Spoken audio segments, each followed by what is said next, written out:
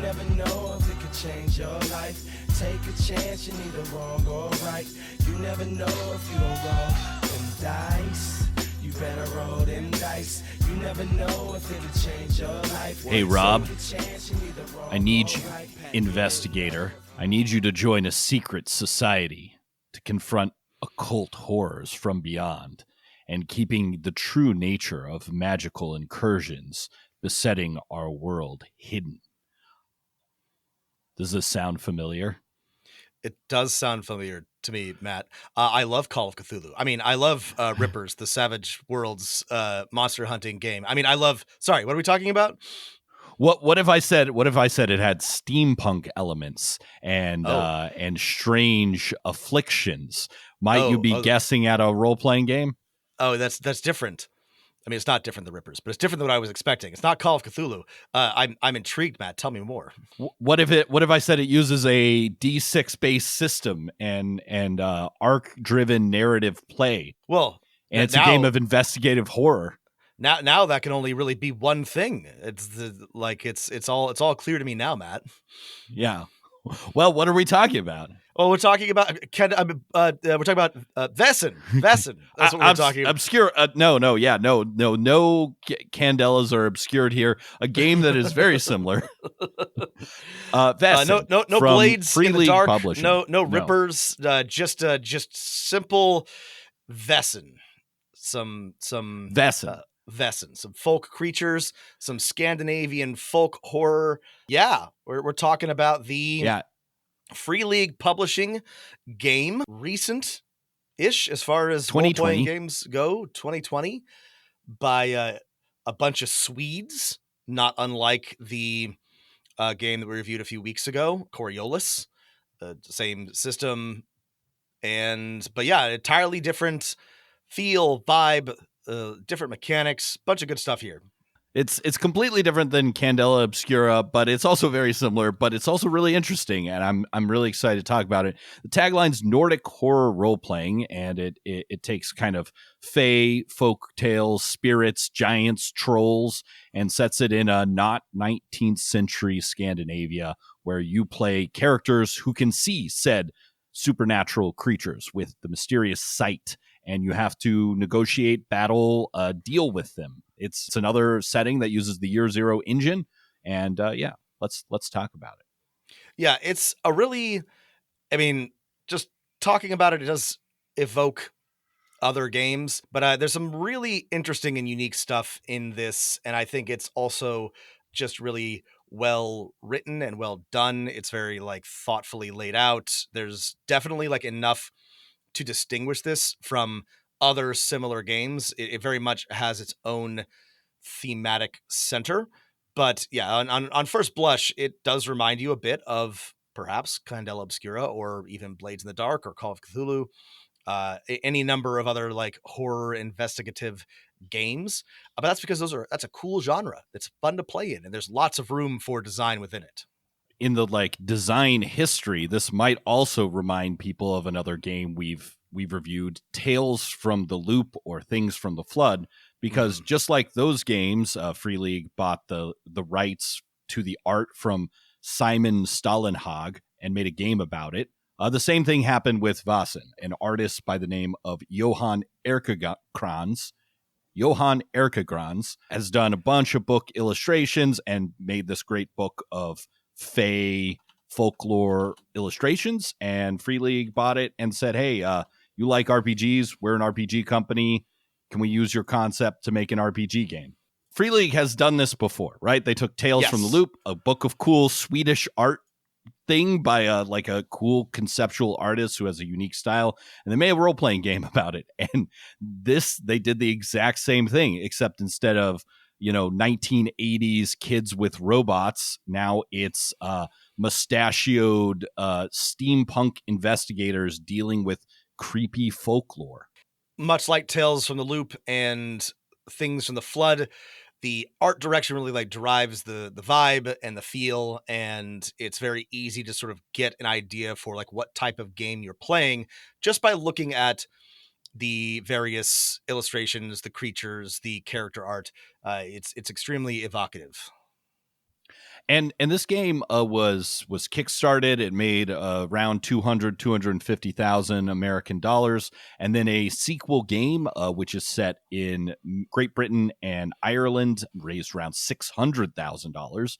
And they've also released a ton of supplements. So this is a well supported game. But we're going to be talking about the core book today, Nordic horror role playing. So yeah, what else do we want to say about the general vibe of this book? Before we go on, Matt, do you remember the television show Grimm? Does that ring any bells for you? So yeah. So I'm not suggesting that there's anything untoward happening here, but Grimm was this. Actually, it ran for like 5 or 6 seasons. A fantasy police procedural drama set and filmed in Portland, starring some guy as a Grimm.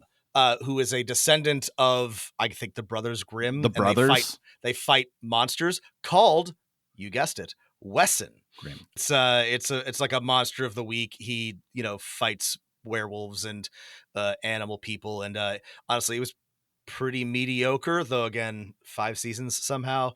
Anyway, if you liked Grimm, you'll love Vaesen. If you don't know anything about Grimm, you'll probably still like Vaesen. I was just like, oh, this is kind of funny.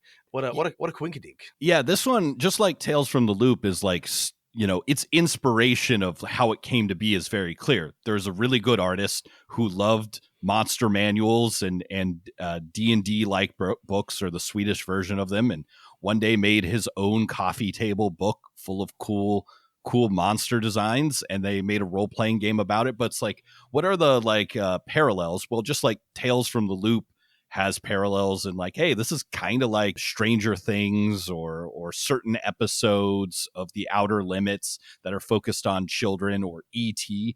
This is very much like the TV show Grimm, or something like BPRD, the Bureau of Paranormal Research and Defense. Hey, you've got to figure out what's up with these folklore things. Except you're not cops. There's been a whole bunch of, how am I going to put this? I guess books and movies and TV shows sort of in this genre. In the last 10 to 20 years, there's, of course, like Grimm, like I mentioned, there was a Brothers Grimm movie starring Heath Ledger that was fine. There was Hansel and Gretel starring Jeremy Renner. Witch Hunters. Yeah. Witch Hunters. There was The Last Witch Hunter starring Vin Diesel. I have a real love of like low budget and failed fantasy movies, so I know all of these. Most people have never seen them, and not a single one of them is worth watching. But I like that sort of the Vaesen aesthetic is much more honed than any of these movies. But they all sort of like Van Helsing with Hugh Jackman. Anyway, they all have, there's monsters, there's steampunk elements, there's varying degrees of supernatural ness. There's folk tales and folklore, except scary. This was a real thing in the early and mid aughts, or end teens even. A couple things that distinguish this, and I think really make it unique, is in terms of vibes and setting, is that the Vaesen, translates as like spirit or creature, or maybe fae, monster even, aren't like good or evil. They just have to be dealt with. And the key part of the setting is like Scandinavia is undergoing rapid centralization and industrialization. Yes. I love this part of it. And we'll talk about this in greater detail when we talk about the setting, but they've really cleverly and subtly done a few things with how they've set up the setting and the characters to distinguish this and make it very, very interesting, but still provide players and GMs like a lot of room to grow and explore. But it's much more precise than a lot of the just sort of like vague steampunky or vague fantastical woods settings of a lot of the other stuff that I mentioned. And they've done a really, really good job with it. And again, there's some precise decisions that they've made about what inspirations they've drawn from that I think are really smart and draw from their area of expertise to make a much, in my opinion, a much more interesting game and setting than if it was just a lot more generic. Setting it during the industrial or industrializing age, it's very vague, is great over, let's say, modern day or like actual medieval times, because you have this conflict. People are forgetting about the Vaesen. Things are changing socially, economically, politically. And then the other thing that's like really interesting about this to me is that your team, your player characters, they're not cops. They're not enforcers. They're more like researchers, right? They're like an academic society, which we'll get into. Yes. And I love that. So it's like knowledge and cunning are your best weapons. Obviously, this is one of my favorite time periods, and I think obviously there's a lot of just like truly tremendously interesting stuff that happens at the intersection of industrialization and modernization and centralization and imperialism. And so just sort of like a vaguely alternate 19th century Sweden is just like such a cool place for this type of game. I think it like works so tremendously well for telling the types of mystery, fantasy, horror story that you would want to tell in this with this game. Yeah, and those are the three key words, right? Mystery, fantasy, horror, right? The Vaesen and the people that might be ensnared or trying to dominate them can be very, very scary, and bad things can happen to your characters. It's also incredibly like fantastical, right? The mundane, like dairy farms and steel mills of Scandinavia are contrasted with like trolls and dark magic and mystical portals to the fairyland. And then, yeah, it's also mystery, right? Every time you show up in a place, you've got to figure out what's going on.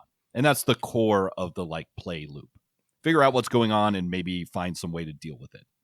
Like Matt mentioned, it's important that the Vaesen are not good or bad. They are just different. They're other, and they need to be dealt with. And this, I think, another like clear inspiration for this is The Witcher, which is similar, right? Geralt is always dealing with monsters of some sort, and like monsters that are perhaps more human than the humans who are the monsters. Yeah, I mean, yeah, The Witcher. I love The Witcher, and Yeah, it's about as subtle as a concept. sledgehammer. But I like that. Like every story is like, actually, the vampire isn't really the monster. It's this other guy who created the vampire by doing something so fucked up that Geralt has to like kill him too. Vaesen isn't quite like that. The one vampire character in The Witcher is perhaps the like most lawful good character in the entire series. Yes, I mean, he's so nice. He's so nice. Anyway, the point is that Vaesen isn't quite like that. It's not like turns out the real monster is man. Right. But sometimes it can be. But they are they're different. They're scary. They're uncertain. You don't have to. You're not. It's not intended that you are monster slaying necessarily, though that may be part of it. You aren't, charging into a dragon's lair and killing it. You are trying to figure out what's going on, why it's there, and if necessary, performing a ritual or doing some research or coming up with a solution to your demon water horse problem or your, fairies in the town well problem, right? It's not, I mean, there are great games that are just Monster of the Week where you are fighting a different Monster of the Week, but Vaesen is much more investigative. What's going on in this town? Why is this ghost or werewolf or whatever causing problems? And how do we deal with it? Which may or may not involve violence. And if that was all there was to Vaesen, I would say it's a pretty good game. But what is linking this all together in the concept of linking the monster of the week and you're researching or finding ways to deal with these different monsters is that you are now the like refounding members of a secret society that is researching the Vaesen and finding some compromise. There are factions. We can get into it in a little while. But like the game gives you like, hey, when you make characters, you're basically all that's functionally left of a society that researches Vaesen and finds ways to deal with them, maybe. And you decide as a party what direction the new reforged society will take. And you have a cool base. And so this is a way to take your serialized monster of the week and turn it into something bigger. Well, and we discussed this last week, I think, when we were talking about types of players and things that certain players want to do that are not always supported by other games. And I think I said that I love Blades in the Dark for this because it's built into it that you have a crew and a hideout, and then actual game mechanics for improving your crew and your hideout and getting more stuff and affecting the growth and development of Duskwall.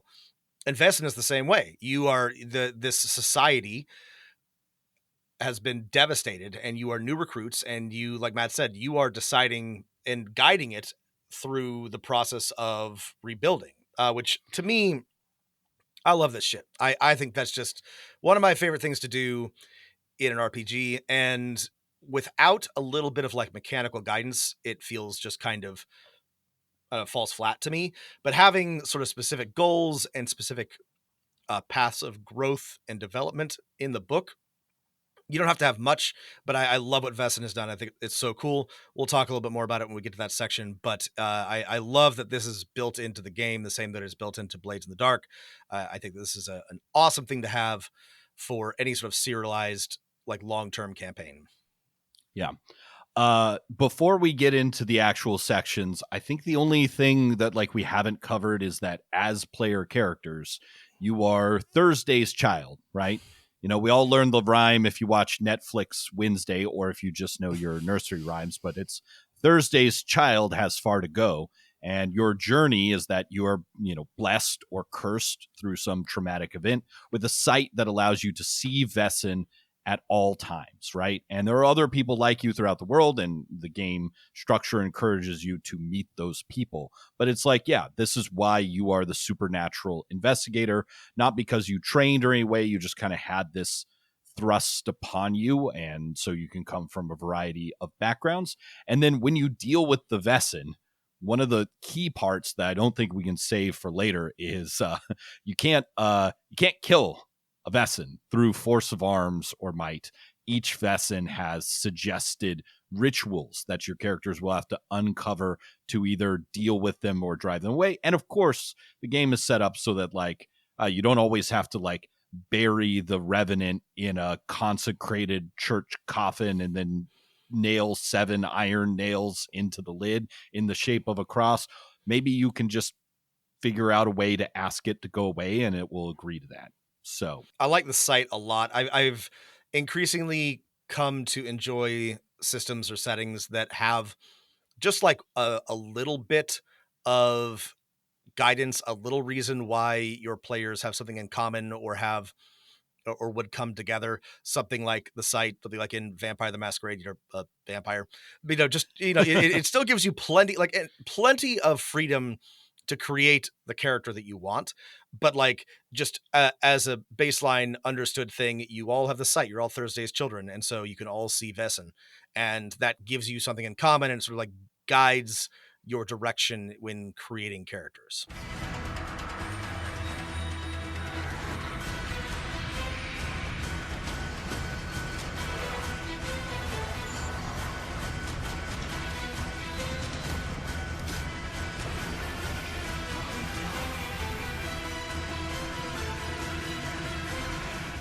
well, now that we've introduced it, I think let's get into the system. Let's head into the chapters. Let's start with chapter 2, character creation.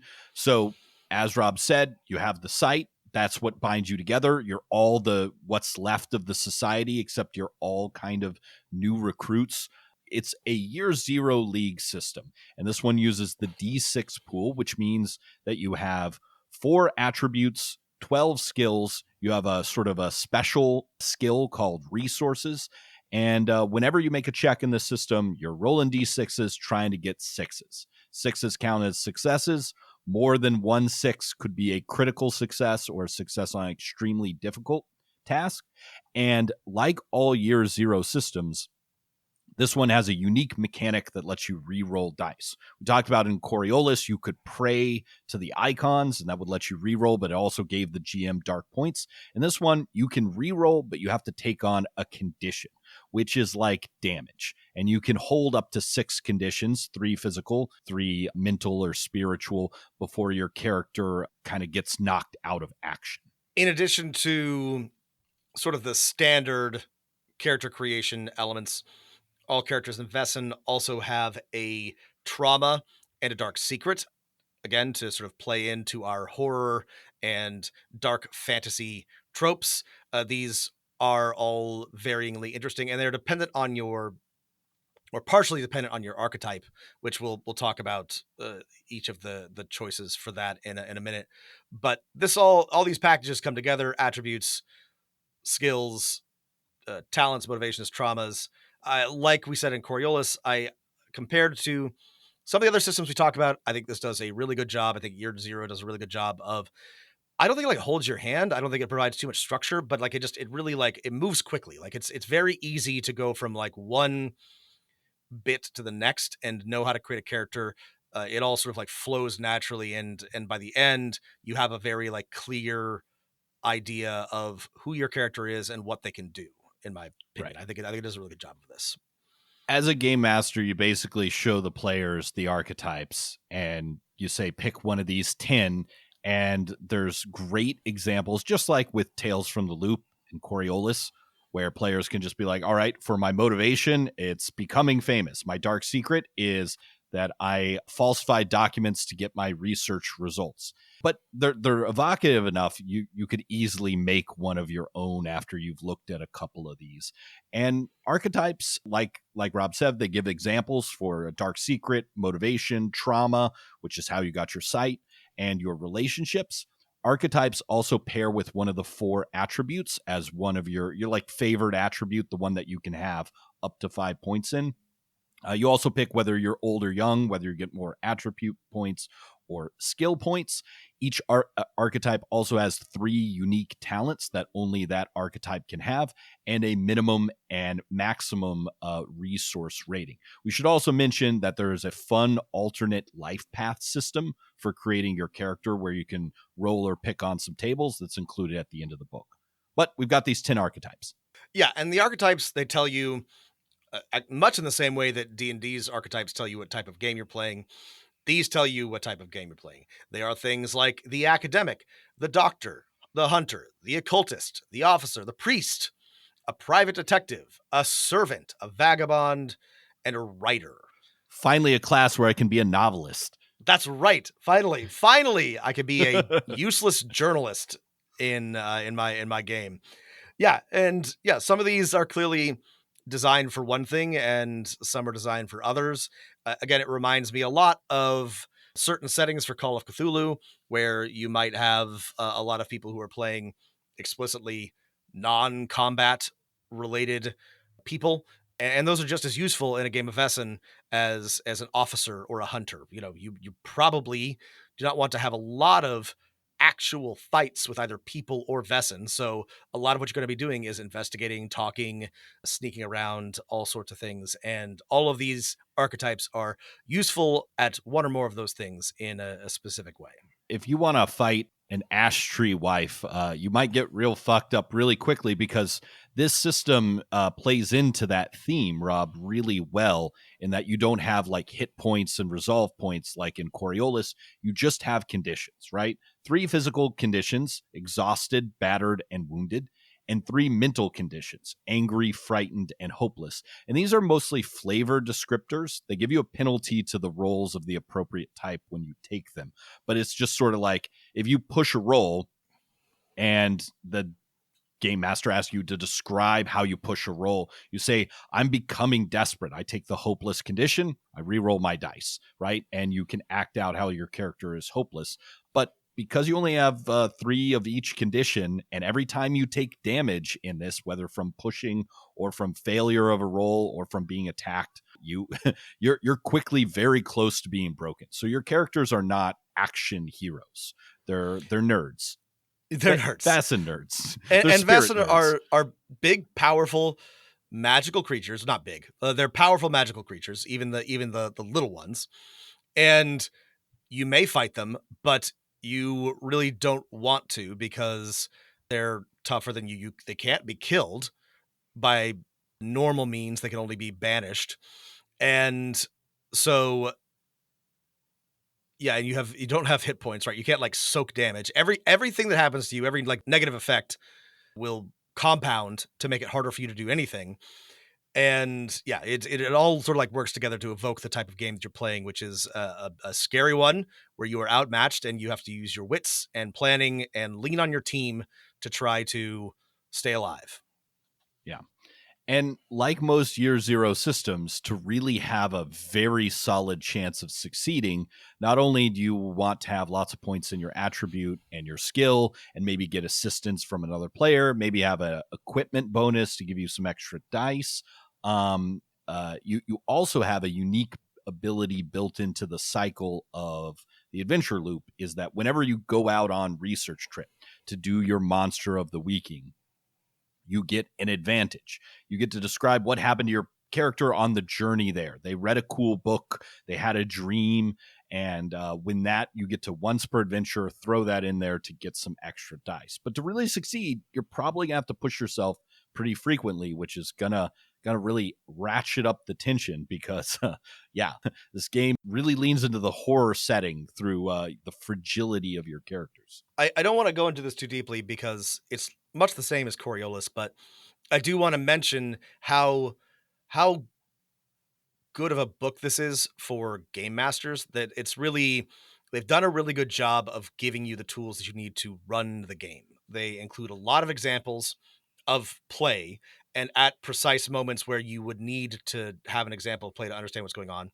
There's lots of sidebars that address specific instances and things that you need to do. There's a really good one at the beginning of the skills section on the story must go on, about how suggestions for how to make sure that even when players fail a roll, how to make sure that they are failing forward, right? This is something we talk about all the time. It's a key part of playing the game. But right, they just kind of straight up say, often when players fail the roll, have them accomplish what they want, but they take some penalty. Yep. Things get more complicated. Just say yes, but when they exactly fail. And none of this is groundbreaking stuff. It's just if this was the only book you were working with, it gives you a lot of the tools that you need to run a good game. It's written with running Vaesen in mind, which is nice. One other great point of game master advice that applies to everything, and I think this is even in the year zero engine document, but it's also repeated here on page 39 of the Vaesen book, is an advice box that says a single roll. And this is a great reminder to all of the games. Yeah. It basically says when your player character tries to do something, you make one roll for the entire situation. And it goes on to say, if they're trying to sneak through something, don't keep making them roll stealth skill checks because eventually they're going to fail. And This is a problem I see all the time with new game masters. They push and they make they keep making players make rolls, and eventually you're going to fail, and then the story does not move forward. So define the situation, one roll. Move the game forward. Yeah, whatever they want to do, one roll for it. Just keep things moving at a brisk pace. This is great advice. Yeah. Now you know what's out there in the world. No one can prepare you for the world. Even I, how could I, who loved you as you were, how could I have shielded you from her or them? Before we get to the design of the adventure and stuff, I have two critiques of the system, and they're pretty minor, which is one, I think what doesn't shine, at least in this version of the year zero engine, are the talents. Yeah. I think when you design such an elegant system, there's not a lot of room to make talents that are really interesting. Like I always like my favorite, my favorite feat in like D&D 5e is like magic initiative or ritualist, something that lets you do something you can't do. Something that lets you totally add a dimension of play to your character. And the talents in Coriolis weren't mind-blowing or anything, but I think they were a little bit better. And maybe that was because there was also a more developed like not magic, but mystical power. mystical. So Psychic there was power. always something kind of like interesting to take that would do exactly that. That would add a dimension of play to your character. Most of the talents in Vaesen, I noticed the same thing, are just like a flat like plus this, or lets you do something a little faster or a little bit safer. None of this is bad. You're never going to be like, oh, this sucks, but it just isn't very interesting. Yeah, I mean, there's so many plus X to Y skill when Z Yeah. happens, ignore conditions when X. There's a couple like really good ones like automatic writing, which is a new way you can get clues as a writer. You can like let a spirit take over you. But for the most part, they kind of fall flat for me, which is disappointing because everything else is great. On the like combat side, fear is an important part of encountering Vaesen. You almost always have to make some kind of fear check when you first encounter them. Mhm. And I just thought the fear system was like a little basic, and I would have Yeah. liked it to be a little more interesting and not take players out of the action for so many rounds. It tends to, if you fail it, be, on average, you're out for 3 to 4 rounds. It does give you the option of always attacking, but considering like how important it is, a more robust system I think is needed here. This is kind of a problem with a lot of like fear or sanity or whatever, is there's just like not a, I don't know that I've ever encountered like a really good way this has been depicted or implemented, because I suppose to play it out, it always ends up that your player character loses control in one way or another of their character, which is, there's no way to make that fun. And I don't have like a good solution here, but I found the same thing with fear. It was kind of basic, and it was just kind of too easy to end up not being able to do anything, which is just not a great mechanic in my opinion. Right. I would have liked something where you lose some control, but like, oh, when you pick fear, you get to either pick, are you cornered, in which case you can only take aggressive actions? Are you afraid or cowering, which means you can only take supportive actions? Like some way to limit but not take you out of the fight, and defining those in like an easy, like have a little bunch of tick boxes on your character sheet to tick which one you are. Okay, then we're on to the setting information about the history of the society and kind of building your base. So you're in the mystical city of Uppsala. Uppsala, yes, this is so cool. Sorry, Uppsala, which is a real I just city. found is a real place. Sorry, I was like, oh, when I read this, I was like, what a cool made up place they made. Oh no, it's real. There's a 50,000 person university there. I mean, Uppsala is it's a great setting because it's like the fourth biggest city in Sweden. It's not very big, but there's a huge university there. One of the best, one of the oldest in Sweden.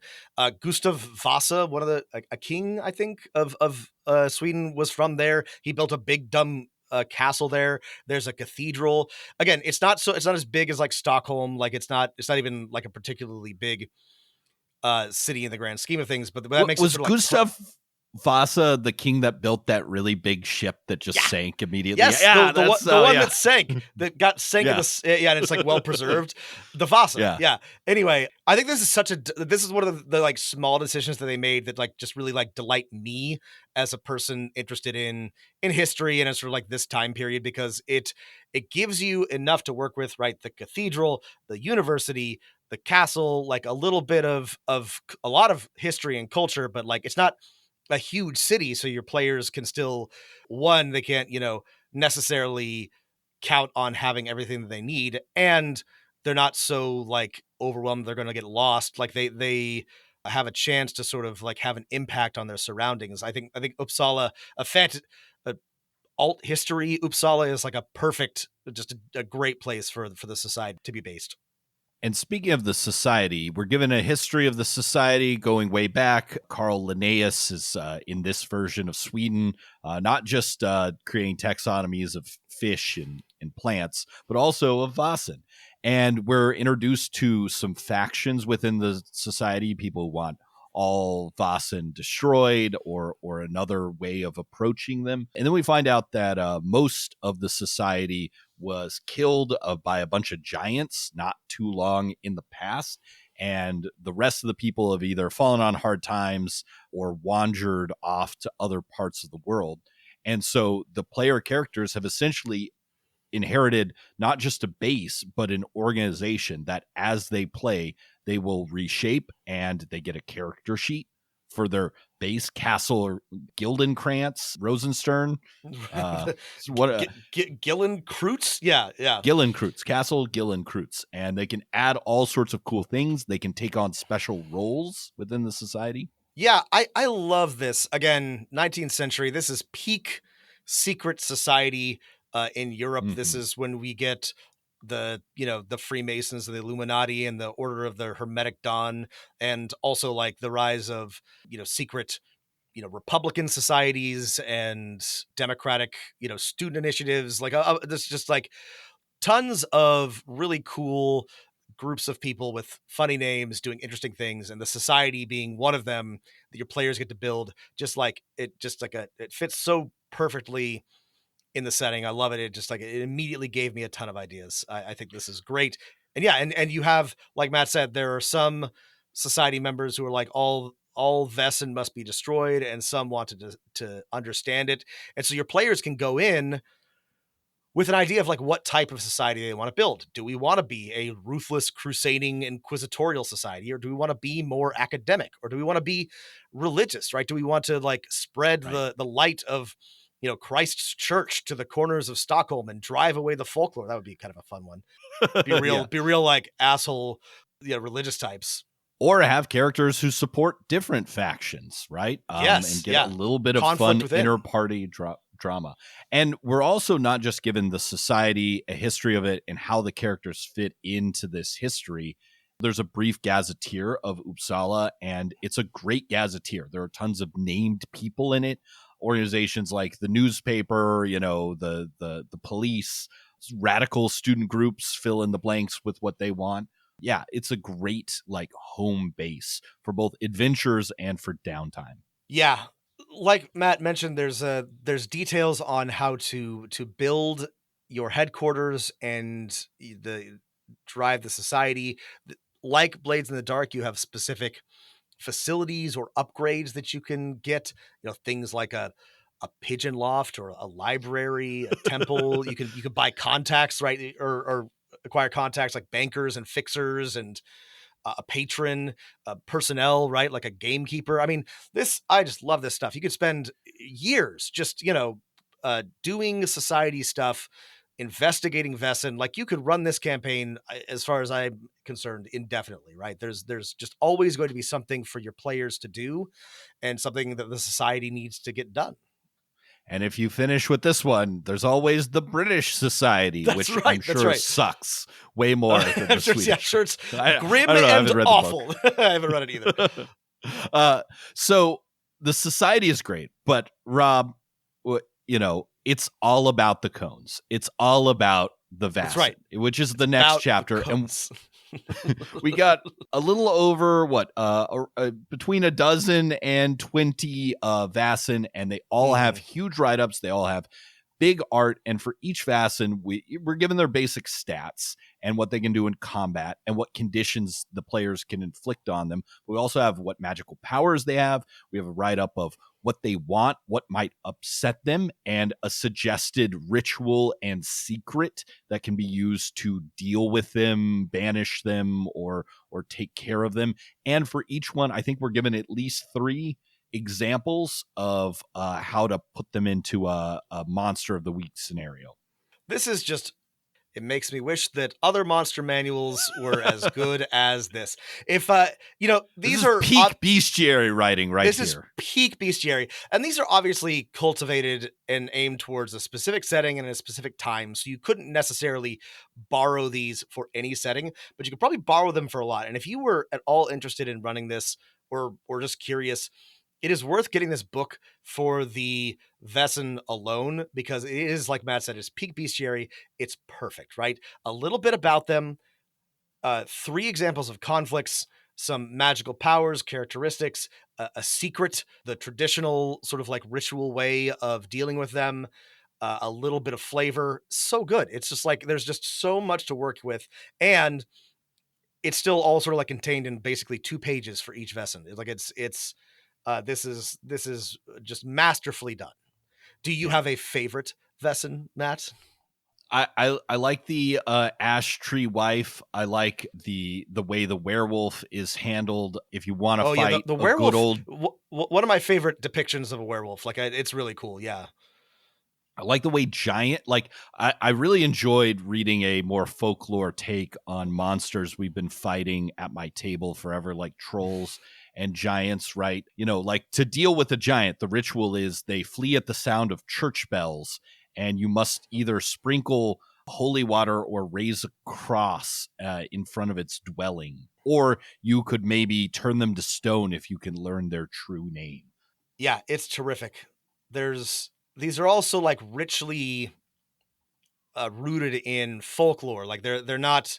There is a troll, there is a giant, there's a werewolf, but while these are combat challenges, they're so much more nuanced and interesting than a standard, D20 system troll or giant or whatever. And their stats are, sometimes like there are Vaesen here that like if your party was equipped with revolvers and sabers, they could absolutely dust in a couple of rounds with some good rolling. But of course, they will flee or return or turn to water and reform somewhere else.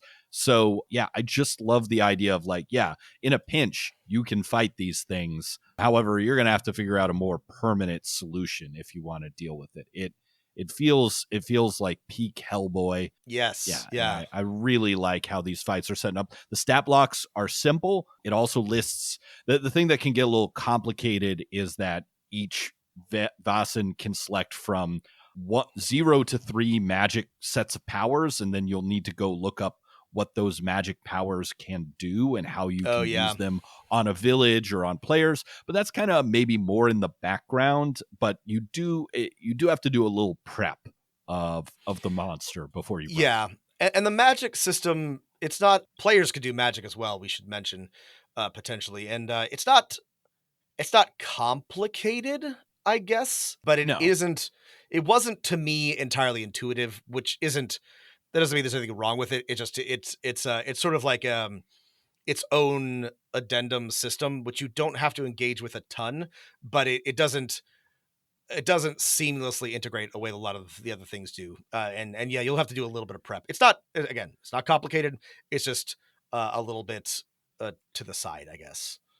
Right. If you're not sure what to do, the creature makes a magic roll, the players oppose it with 1 of 3 skills, and then you say something cool like you're now mute, or your blood feels like ice water running through your veins. You take this penalty. Leaves grow out of your hair, and your fingernails turn to bark. We've got these cool Vaesen, right? The neck, mylings, mermaids, mares, lindworms, night ravens, and your classic trolls and werewolves and woodwives. How do we put them together in a package that is fun to play? Let's talk about the mystery. The mystery, yes. And I love this. This is a whole chapter on how to create the core, both like driving force and conflict of the game, and that's the mystery. This is, again, I use the phrase monster of the week all the time, but like this is the perfect monster of the week setup, because it's like every session there is a Vaesen at the center of it. This is one of the great things about The Witcher, right? Is like every time you open up a new Witcher story or watch a new Witcher episode, there's a monster at the center of it. What is the monster? How do you deal with the monster? And this is just like, this is why Buffy was popular. This is why Supernatural is popular. It's a fun, simple, like bite-sized adventure. And you're like, there's a bad thing or a scary thing. How do you deal with it? And so, you start with a Vaesen, and then it gives you all of these ways to approach putting that Vaesen into conflict with human beings. And the advice to game masters is to start with one Vaesen, and then to form a primary and a secondary conflict around them. And I find this works well for like a single or 2-session game in which the players arrive somewhere, deal with a problem and investigate it, and hopefully reach some sort of conclusion or confrontation. It encourages you, and I think this works pretty well, to make the primary conflict involve the supernatural. The secondary conflict is maybe more intrapersonal among the people dealing with either the supernatural or the consequences of industrialization and inequality and new social movements in a village or in a city. One can float logically from the other. There could be a misdeed that someone has done that has caused this problem to happen or not. And then it tells you, okay, now you need to start thinking about what the atmosphere of this encounter is going to be, and what are the clues that I can throw around for players to bump into. And I really like how that this is structured in this section. Like we mentioned, it's critical that humans are a part of this, right? Like the Vaesen are obviously dangerous on their own, but like what makes it something that your team needs to deal with is the intersection between Vaesen and humans or human civilization, right? So it's often that a human is trying to either use a Vaesen or take advantage of a Vaesen to do something, summon will-o'-the-wisps or get rid of a rival with a brook horse, or a Vaesen has bewitched or otherwise caused problems for a human. And then there are knock-on secondary effects in the village or in the community and all this has to be dealt with. The center of the conflict is the Vaesen, but the sort of like spider web of effects makes this both interesting in terms of like problem solving and investigation, right? You have to sort of like get to the bottom of all of it and potentially deal with a bunch of, nonsense. My favorite piece of advice here, especially because it's advice you and I have given on this podcast before, is to include a countdown and a catastrophe, which is basically a set of events that should logically take place unless someone intervenes. And then the really bad thing that will happen at the end. It's asking yourself, what would happen if the players did nothing? And that not only gives you a logic to tell you how the Vaesen or the people in the village or the town will interact with the players, what their motivations are, but it will also like give you some events to shake things up as players are poking around the inn and looking for clues or going to the library or talking to some, railroad worker about what's been going on. Boom, a thing happens. So you make yourself a little countdown. Perfect. Great piece of advice. They also have an 8-step program. It's too many steps for the mystery. I agree that it's too many steps, but listen to the steps. I think they're good. You could do much worse than to follow this just broadly, but it's, prologue, player characters get a scene for their daily life if needed. Invitation, the mystery is introduced, giving those characters a reason to visit the location. Preparation, the characters prepare at their headquarters. Journey, the game master describes the journey to the location. This is where Matt mentioned you can get advantage, right? That they take time to study or talk to each other or prepare or train or whatever. I love this. Arrival, you arrive at the location. Places, you investigate a number of places, often 3. I like this. 3 is a great number. 3 is a great number for clues, places, scenes, etc. And for the choices. Confrontation, players confront the creature or whatever behind the conflict, and then aftermath, you go home, denouement, whatever. So some of these can be cut. Right. You can start at step 4 or 5 easy. Yes. But when structuring your adventure, you could do a lot worse. And not just for Vaesen, just for any sort of adventure plot, using this as a structure. I really like it just for thinking about, putting your adventure flowchart together. The one spot where I think this game master advice falls just a little bit short, in my opinion, is on discussing the structure of the mystery. It gives you some examples of like some nodes and, it could be linear. It could be, you can go to any of these. And once you have this information, you can go to the confrontation. It is a little bare bones. I was just reading So You Want to Be a Game Master chapter on mysteries, and while it might be impractical to include 40 pages on designing mysteries here, right. The advice on mysteries is, it's not bad. It's just, I would say if you've never run a mystery before, you might seek out other advice on constructing. This is one of the maybe the only place, but one of the places where it gives you lots to work with, but doesn't really help you bring it together. You are given all of the tools that you need and tons of examples, but you will have to make the final step when it comes to designing the mystery. And to be fair, they do include an example adventure, so maybe that's a way of thinking about, bringing it all together. But the mystery section does sort of just leave you with a bunch of charts and examples and ideas and trusts you to put it all together. Right. It trusts that you know how to run a role-playing game and particularly run a mystery. Again, I've read worse starting advice for mysteries.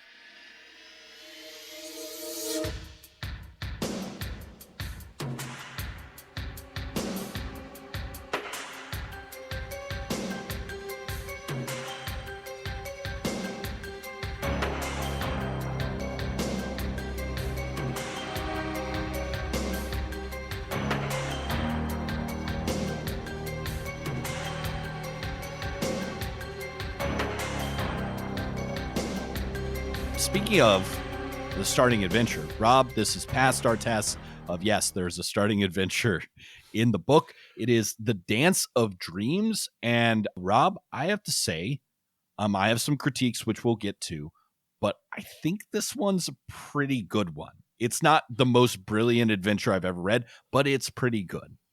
Yeah, and we mentioned that, Coriolis had not one but two, which I thought were okay, but really didn't do very much for me.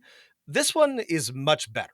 And it's not mind-blowing, but I think that I think it's a much stronger starting adventure. I generally like it. I would run it. I think it's neat. And I think it's interesting. And it's got just like it's a good introduction to the setting, I think. I think we should, if we want to talk about it in vague enough terms that no one has to turn off their podcast in case someone's running this for them, I think what it does really, really well is it's actually a pretty good mystery. There's a ton of characters and they all have clues, and all the clues lead you where you need to go. I think it would be very hard not to figure out what's going on. The downside of that is there's a fair number of NPCs to juggle at the beginning. The way they've compensated for that is it's mostly kind of a bottle episode. Most of the action takes place in one very evocative location with tons of cool things to explore. I think in terms of the setting, it does one thing really well and one thing not really well.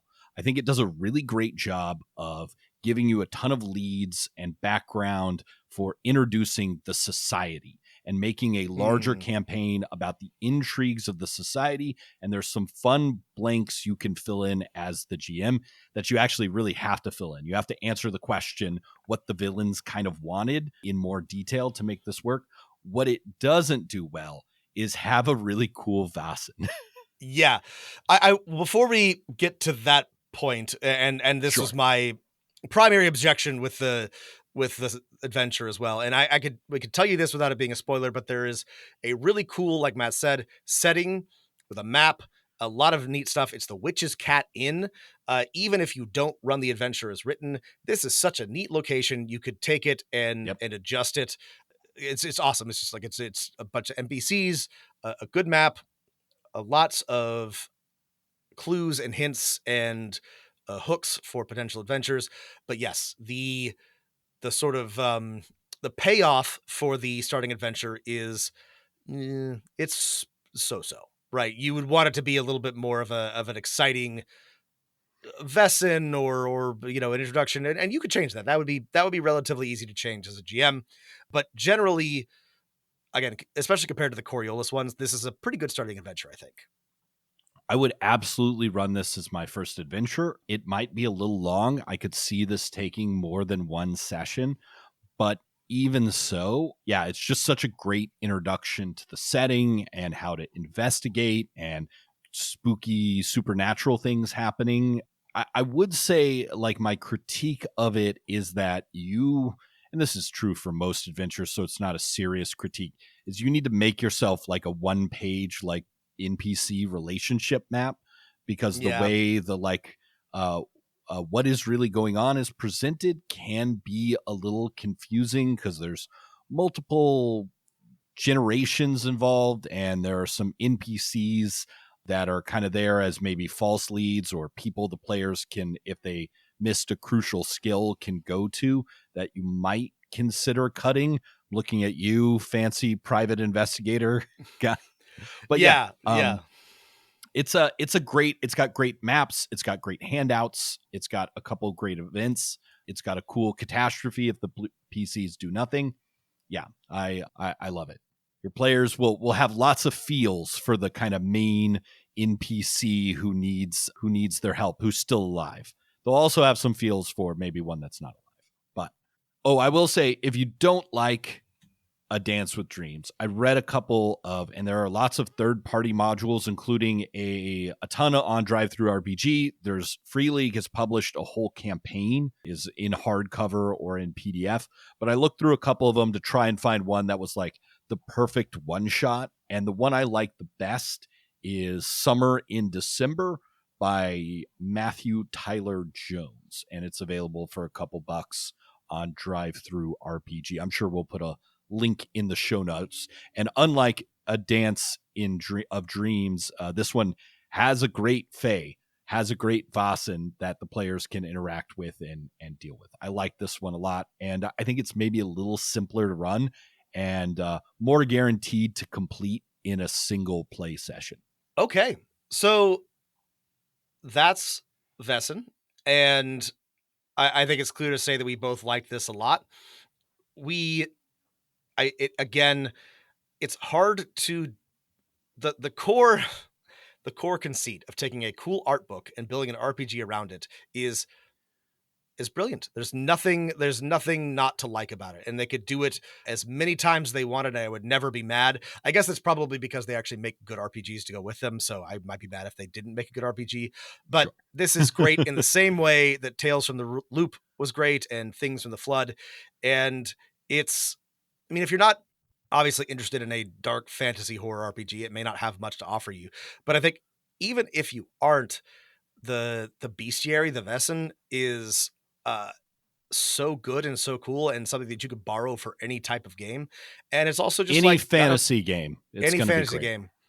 And it could be easily modified for all kinds of things. I think this is a great RPG with a lot to offer.